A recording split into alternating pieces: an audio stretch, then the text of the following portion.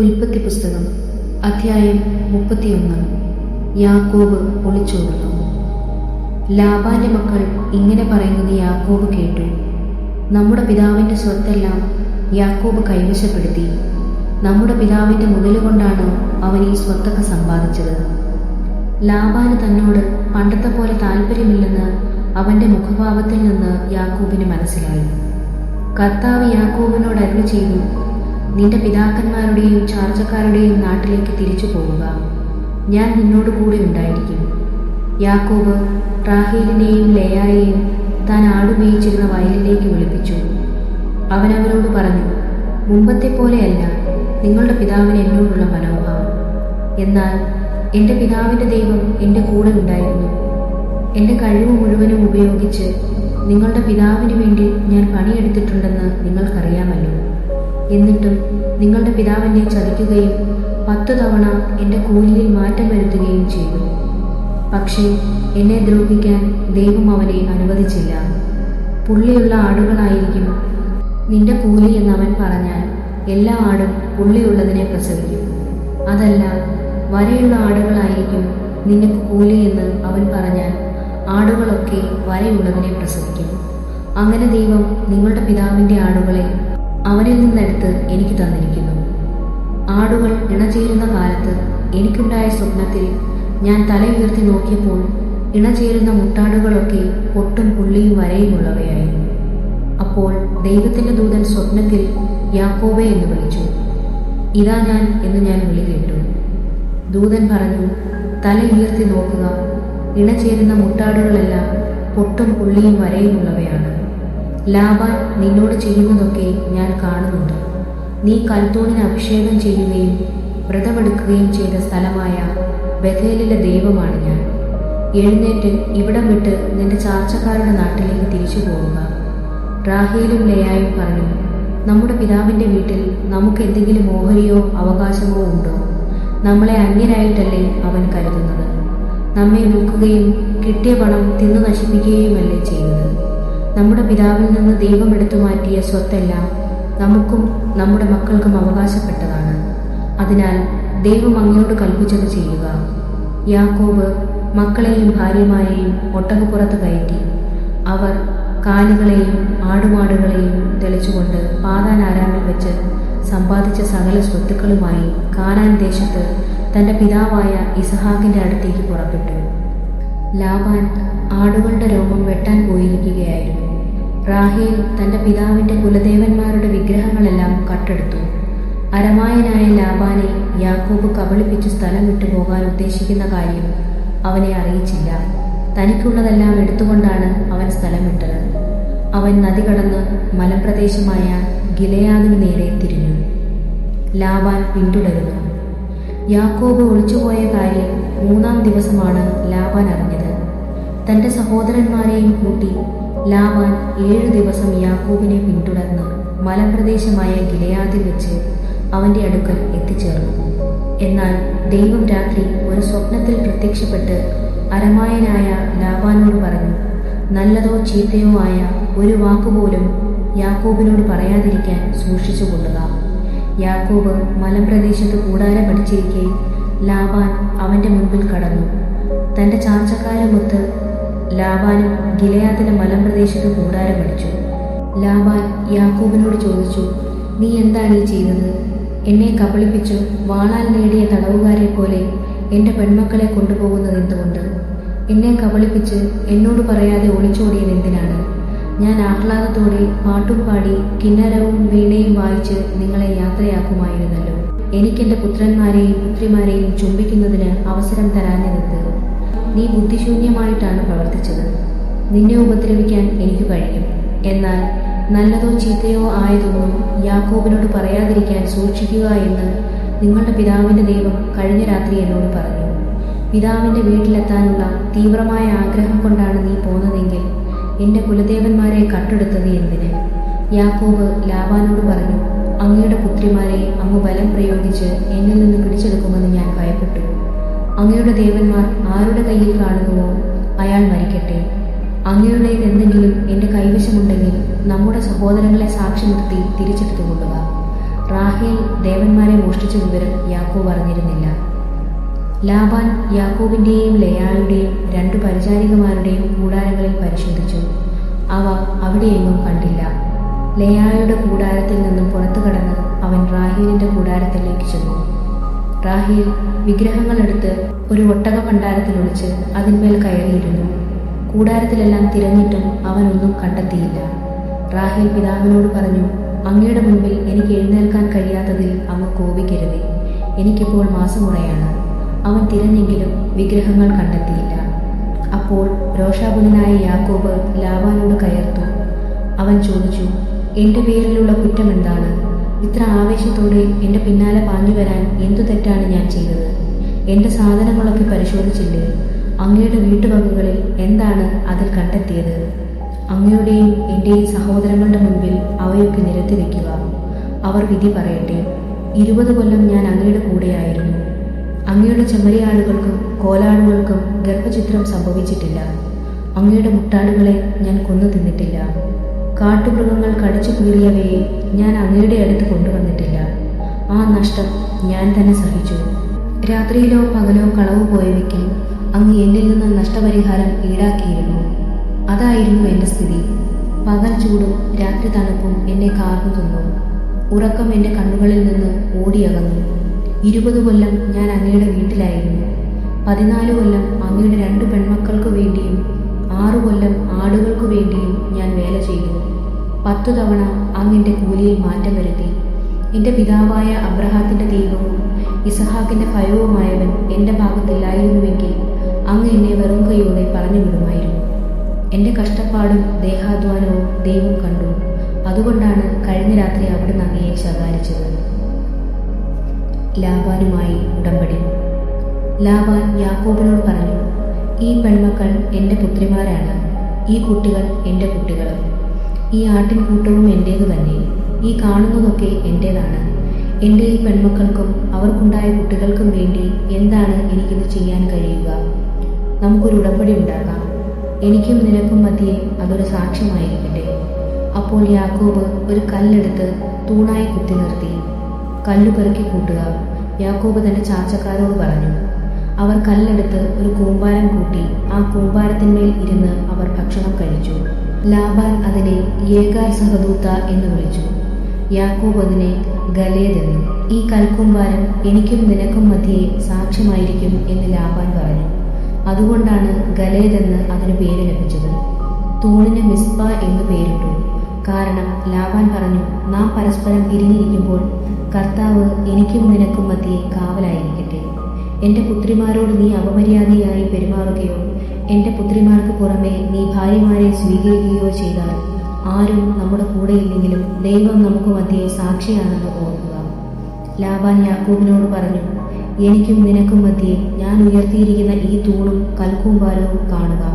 നിന്നെ ഉപദ്രവിക്കാൻ ഈ കൂമ്പാരത്തിനപ്പുറത്തേക്ക് ഞാനും എന്നെ ഉപദ്രവിക്കാൻ ഈ കൂമ്പാരത്തിനും തൂണിനും ഇപ്പുറത്തേക്ക് നീയും കടക്കുകയില്ല എന്നതിന് ഈ കൂമ്പാരവും തൂണും സാക്ഷിയായിരിക്കട്ടെ. അബ്രഹാത്തിൻ്റെയും നാഹോറിൻ്റെയും അവരുടെ പിതാവിൻ്റെയും ദൈവം നമുക്ക് മധ്യേ വിദ്യാളനായിരിക്കട്ടെ. യാക്കോബും തൻ്റെ പിതാവായ ഇസഹാക്കും ഭയപ്പെട്ടിരുന്ന ദൈവത്തിൻ്റെ നാമത്തിൽ സത്യം ചെയ്തു. മലമുകളിൽ യാക്കോബ് ബലിയർപ്പിക്കുകയും അപ്പം ഭക്ഷിക്കാൻ തൻ്റെ ചാർച്ചക്കാരെ ക്ഷണിക്കുകയും ചെയ്തു. അവർ അപ്പം ഭക്ഷിച്ച് രാത്രി മുഴുവൻ മലമുകളിൽ കഴിച്ചുകൂട്ടി. ലാബാൻ അതിരാവിലെ എഴുന്നേറ്റ് തൻ്റെ മക്കളെയും മക്കളുടെ മക്കളെയും ചുംബിക്കുകയും അനുഗ്രഹിക്കുകയും ചെയ്തിട്ട് വീട്ടിലേക്ക് മടങ്ങി. അധ്യായം 32. യാക്കോബ് തിരിച്ചു വരുന്നു. യാക്കോബ് യാത്ര തുടർന്നു. ദൈവത്തിൻ്റെ ദൂതന്മാർ വഴിക്ക് വെച്ച് അവനെ കണ്ടുമുട്ടി. അവരെ കണ്ടപ്പോൾ അവൻ പറഞ്ഞു, ഇത് ദൈവത്തിൻ്റെ സൈന്യമാണ്. ആ സ്ഥലത്തിന് അവൻ മഹനായീം എന്ന് പേരിട്ടു. യാക്കോബ് ഏദോം നാട്ടിൽ സെയീർ ദേശത്ത് പാർത്തിരുന്ന സഹോദരനായ ഏസാവിൻ്റെ അടുത്തേക്ക് തനിക്ക് മുമ്പേ ദൂതന്മാരെ അയച്ചു.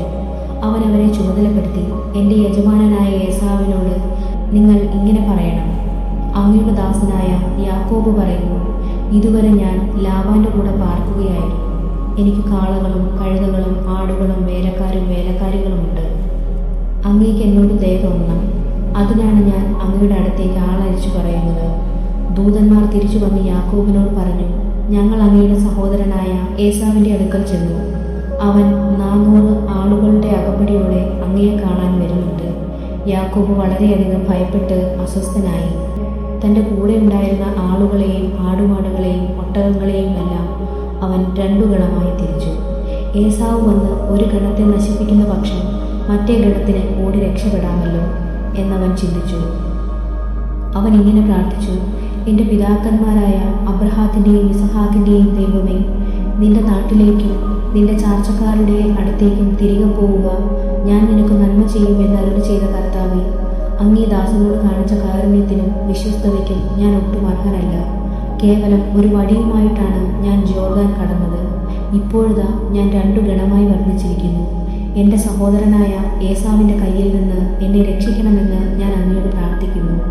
അവൻ വന്ന് എന്നെയും കുഞ്ഞുങ്ങളെയും അമ്മമാരെയും നശിപ്പിച്ചേക്കുമെന്ന് ഞാൻ ഭയപ്പെടുന്നു. നിനക്ക് നന്മ ചെയ്ത് നിന്റെ സന്തതികളെ കടൽ തീരത്തെ മണൽത്തരി പോലെ എണ്ണാനാവാത്ത വിധം വർദ്ധിപ്പിക്കുമെന്ന് അവിടുന്ന് അരുൾ ചെയ്തിട്ടുണ്ടല്ലോ.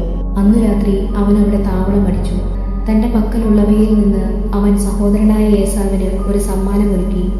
200 പെൺകോലാടും 20 ആൺകോലാടും 200 പെണ്ണാടും 20 മുട്ടാടും, കറവയുള്ള 30 ഒട്ടകം, അവയുടെ കിടാക്കൾ, 40 പശു, 10 കാള, 20 പെൺകഴുത, 10 ആൺകഴുത എന്നിവയെ അവൻ മാറ്റി നിർത്തി. ഈ ഓരോ കൂട്ടത്തെയും വേറെ വേറെ തൻ്റെ ഭൃത്യന്മാരെ ഏൽപ്പിച്ചിട്ട് യാക്കോബ് അവരോട് പറഞ്ഞു: എനിക്ക് മുമ്പേ പോവുക. കൂട്ടങ്ങൾ തമ്മിൽ അല്പം അകലമുണ്ടായിരിക്കണം. ഏറ്റവും മുൻപേ പോയവനെ അവൻ ചുമതലപ്പെടുത്തി: എൻ്റെ സഹോദരൻ ഏസാവ് നിങ്ങളെ കണ്ടുമുട്ടുമ്പോൾ നിങ്ങൾ ആരുടെ ആളുകളാണ്? നിങ്ങൾ എവിടെ പോകുന്നു? ഇതൊക്കെ ആരുടേതാണ് എന്ന് ചോദിക്കും. നിങ്ങൾ ഇപ്രകാരം മറുപടി പറയണം: ഇവ അങ്ങയുടെ ദാസനായ യാക്കോബിൻ്റേതാണ്. യജമാനനായ ഏസാവിനുള്ള ഉപഹാരമാണിത്. അവൻ ഞങ്ങളുടെ പിന്നാലെയുണ്ട്.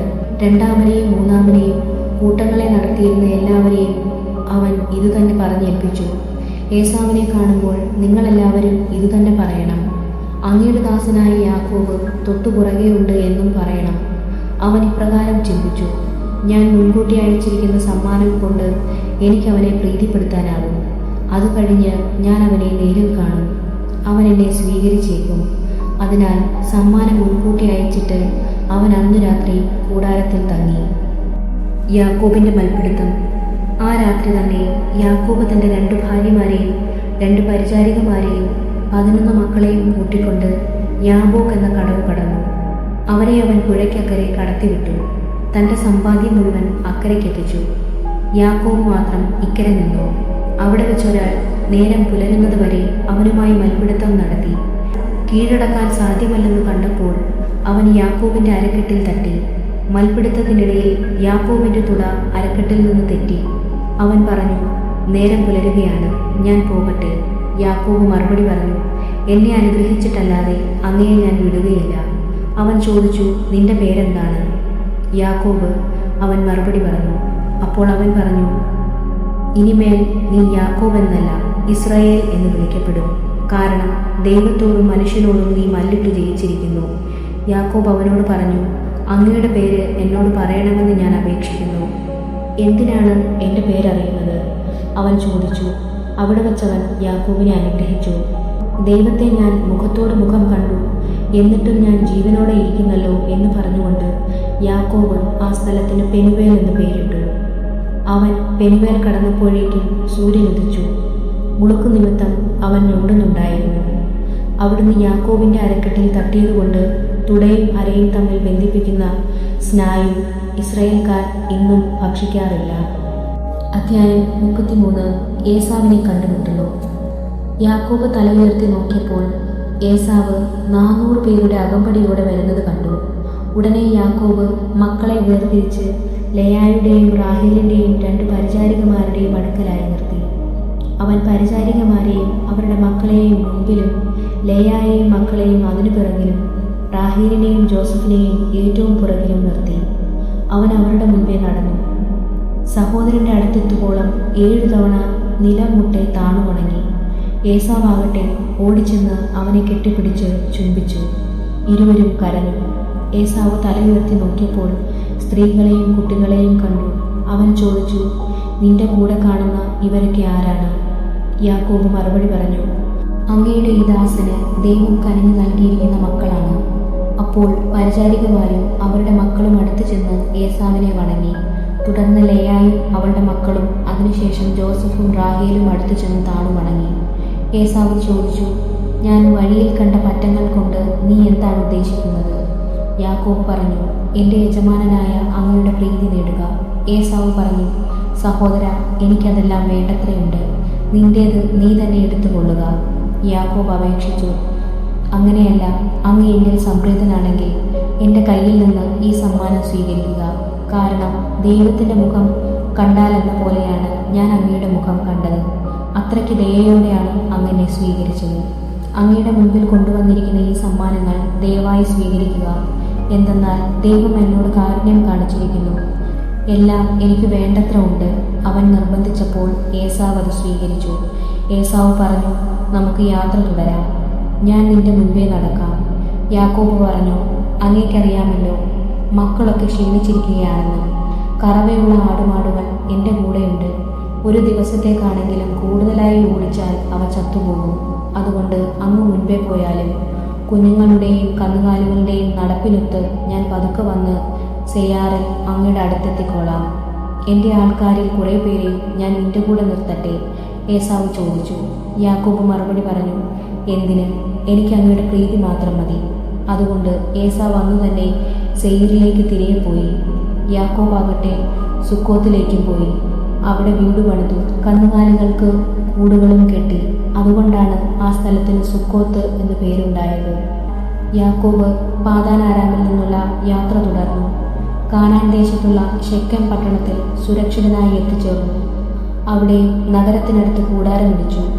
യാക്കോബ് ശെഖേമിന്റെ പിതാവായ ഹാമോറിന്റെ മക്കളിൽ നിന്ന് താൻ കൂടാരമടിച്ച പറമ്പിന്റെ ഒരു ഭാഗം 100 നാണയത്തിന് വാങ്ങി. അവനവിടെ ഒരു ബലിപീഠം പണിതു. അതിന് എൽ എലോഹൈ ഇസ്രായേൽ എന്ന് പേരിട്ടു.